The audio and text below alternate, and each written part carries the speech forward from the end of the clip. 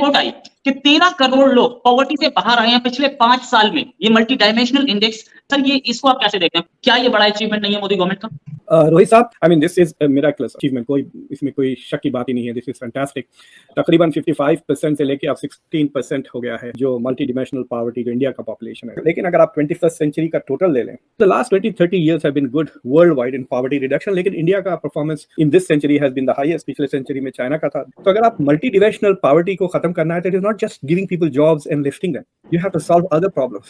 So lifting people out of multidimensional poverty is more difficult than just lifting them out of poverty. So in that sense, ये जो 13 करोड़ का जो achievement है, that is clearly a huge achievement. Overall देखिए आप century में तो India has lifted more people out of poverty than the total population of Pakistan, Bangladesh combined.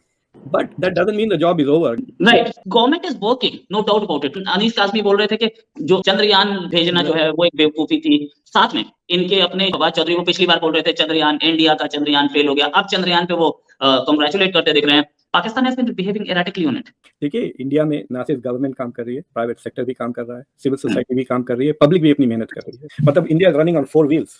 झड़पें ये वो तो होती रहती हैं, दैट्स फाइन, चल तो रही है, it's going forward and it's going at a pretty good pace. जो गरीब मुल्क होते हैं ना, मतलब अंग्रेजों ने बहुत लूटा इंडिया को, 44 ट्रिलियन डॉलर्स कहते हैं बाद लोग।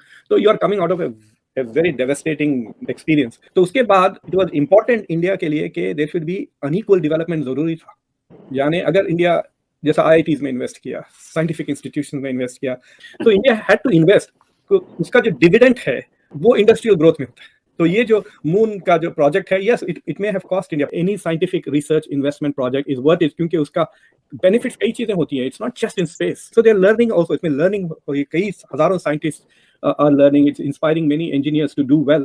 So India is wasting money कहना इस बेवकूफ़ी की बात है। So I think वो जो भी साहब थे वो he doesn't know what he's talking about. It is a big achievement. It gives people momentums. और इंडिया का जो डिजिटल टर्न है ना, digital access, it is very remarkable. बंडी पे टमाटर बेचने वाला ही uses digital transfer of fund. 1980s में फोन मिलना कितना मुश्किल था, 20 साल वेट करना पड़ता था, जाके बल्दिया में आपको पैसे खिलाने पड़ते थे for them to come and install. तो आप बिजनेस कैसा शुरू करेंगे, बिजनेस करेंगे कैसा अगर आपको फोन नहीं मिलता?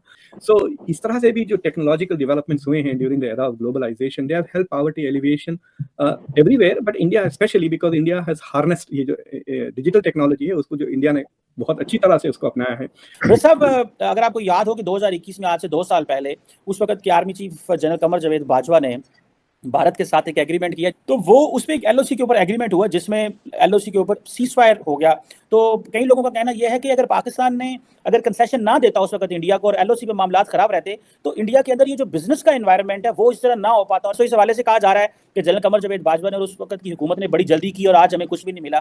Sir how do you see this situation? Sir एक तो ये कि ये कोई बड़ी दूर की कौड़ी लाया है कि एलओसी पे अमन कायम करने से इंडिया का कोई बिजनेस इंटरेस्ट जुड़ा हुआ था या जोड़ा जा सकता है। That's not the case. देखें एलओसी जो है ना एक बहुत ही आइसोलेटेड किस्म की कहानी है, क्योंकि अगर इंडिया को इस चीज़ पे लोग टेस्ट करते कि उसके नेबर्स के साथ क्या ताल्लुकात हैं, तो फिर ज़ाहिर है चीन के साथ भी उसका एक ख़ास किस्म की एक अनईजीनेस है रिलेशनशिप में। तो इसलिए मैं नहीं समझता कि इससे इंटरनेशनली कोई फ़र्क पड़ता था।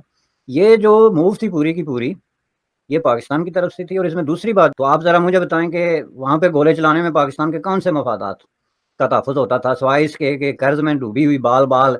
एक चीज़ बड़ी क्लियर है कि उसकी वजह से पाकिस्तान जैसे मुल्क के लिए जो है उसको इन हालात में सस्टेन रखना इंडिया की निस्बत कहीं ज़्यादा मुश्किल था। इंडिया तो इस वक्त बहुत एक बेहतर पोजीशन में है, असर और रसूख भी है, सारी चीज़ें, तो उसके लिए एलओसी पे गोले चलाए रखना, जारी रखना कोई बड़ी बात नहीं। तो आखिरी बात जो इसमें है कि आप कहते हैं आपको मिला क्या, तो वो मैं कह रहा था जो डिस्पैरिटी आ गई ना इंडिया पाकिस्तान के कैलिबर और मुकाबले में, उसमें इंडिया अगर ये इस पर मान जाए कि हम गोलाबारी बंद करते हैं तो यही बहुत बड़ा कुछ मिल गया आपको। क्योंकि मैंने जैसा कि कहा कि ये अब पाकिस्तान अफोर्ड नहीं करता इस तरह की अय्याशियाँ जो 1947 से हो रही हैं। इंडिया अफोर्ड इसलिए करता है कि इंडिया की इकोनॉमी बढ़ गई, तो उनके लिए ये कोई बड़ा खर्चा नहीं है। तो इसलिए उन्होंने आपको एज ए फेवर अगर ये कह दिया कि ठीक है जी हम खामोशी इख्तियार करते हैं, तो दैट वाज ए। तो देखा आप लोगों ने किस तरह से भारत में एक बड़ी अचीवमेंट प्राप्त की है। भारत की पिछले 5 साल में 13 करोड़ जनसंख्या गरीबी रेखा से बाहर निकली है और ये 21वीं सदी की सबसे बड़ी अचीवमेंट है। इससे पहले चाइना सबसे ज़्यादा गरीबी रेखा से बाहर निकला था, अब 21वीं सदी में भारत निकल रहा है। इसी तरह की वीडियो के लिए हमारे चैनल को सब्सक्राइब करें, बेल आइकन दबाना बिल्कुल ना भूलें। जय हिंद, जय भारत।